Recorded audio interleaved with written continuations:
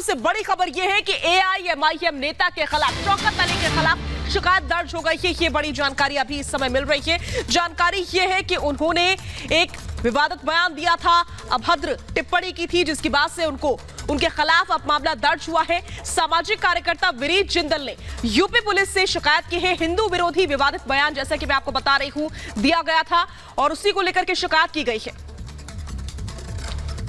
ये शिकायत की कॉपी अभी इस समय आपकी टीवी स्क्रीन पर है। आप देखिए किस तरीके से शौकत अली, जो कि एआईएमआईएम के नेता हैं, यानी कि असदुद्दीन ओवैसी की पार्टी के नेता, उनके खिलाफ हिंदू विरोधी विवादित बयान देने पर मामला दर्ज हुआ है।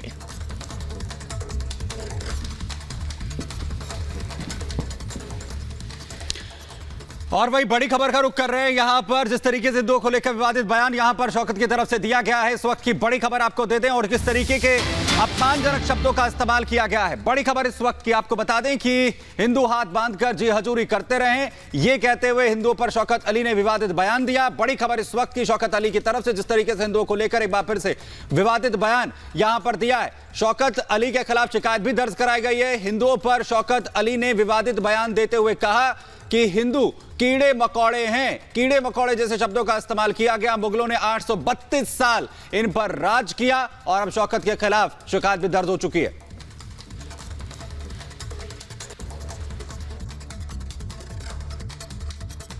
तुम हमें धमकी दे रहे हो, तुम जैसे कीड़े मकोड़े। 832 साल हमने हुक्मरानी की है और तुम हमारे बादशाह के सामने अपने हाथ को पीछे बांध करके जी हुजूर कर रहे थे।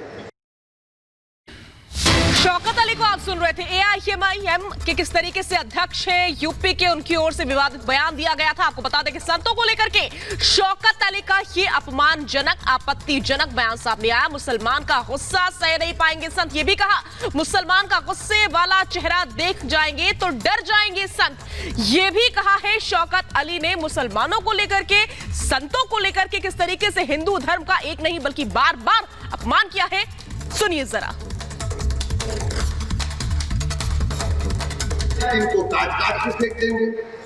अच्छा, हम गाजर हैं, हम मूली हैं, हम प्याज हैं। साधु साहब अकेले में अगर शक्ल आप देख लेंगे गुस्से वाली मुसलमानों की ना, दोनों का डालो।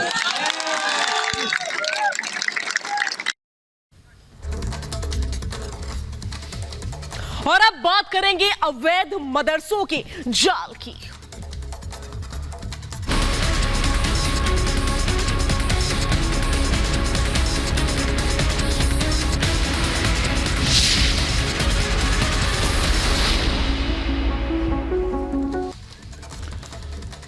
और इस वक्त की बड़ी खबर का रुख कर रहे हैं, जिस तरीके से उत्तर प्रदेश सरकार की तरफ से मदरसों के सर्वे की बात की गई थी, उसमें अब 900 अवैध मदरसे हैं। यह बात सामने आ रही है। यूपी में करीब 900 अवैध मदरसे हैं और कई जिलों में सर्वे का काम भी पूरा हो चुका है।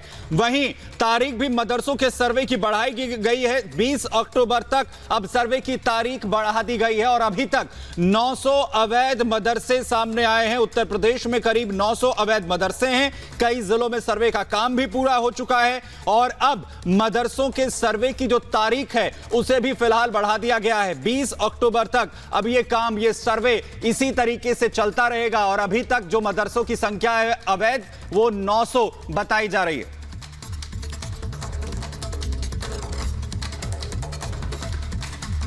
और वहीं 8 तस्वीरें हम आपको इस वक्त यहां पर दिखा रहे हैं, जहां पर मुरादाबाद, गोरखपुर, प्रयागराज, पीलीभीत और गाजियाबाद, बाराबंकी, अयोध्या, कानपुर नगर, ये वो तमाम जगह जहां से अवैध मदरसों की जानकारी है और संख्या तकरीबन 900 बताई जा रही है।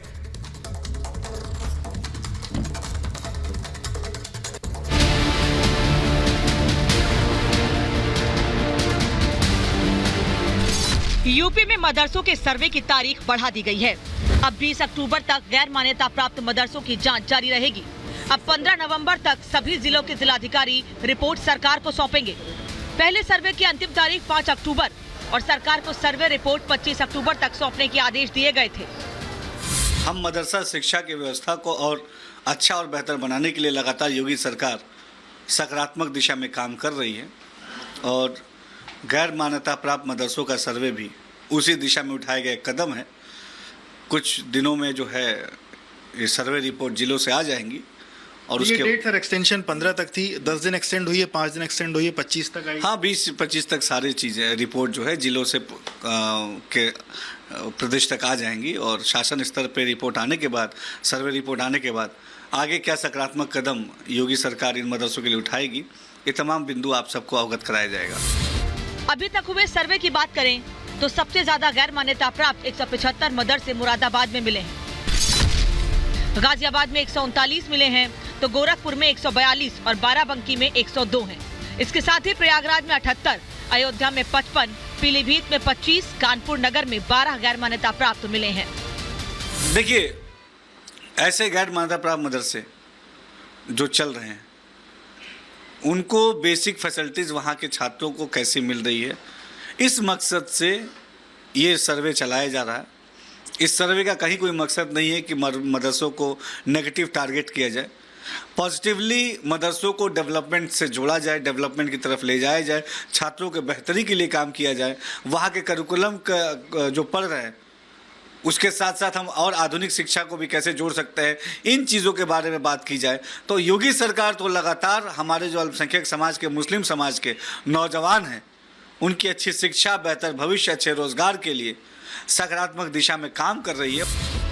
यूपी में गैर मान्यता प्राप्त मदरसों का सर्वे 10 सितंबर को शुरू किया गया था।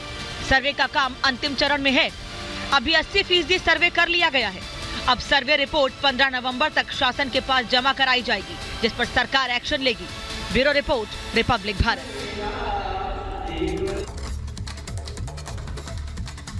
तो देखा आपने किस तरीके से 900 ऐसे मदरसे हैं जो कि अवैध बताए जा रहे हैं। अभी भी क्लियर डेटा आना बाकी है, लेकिन मदरसों की ABCD क्या है, उत्तर प्रदेश के मदरसों की अब हम आपको वो बताने जा रहे हैं।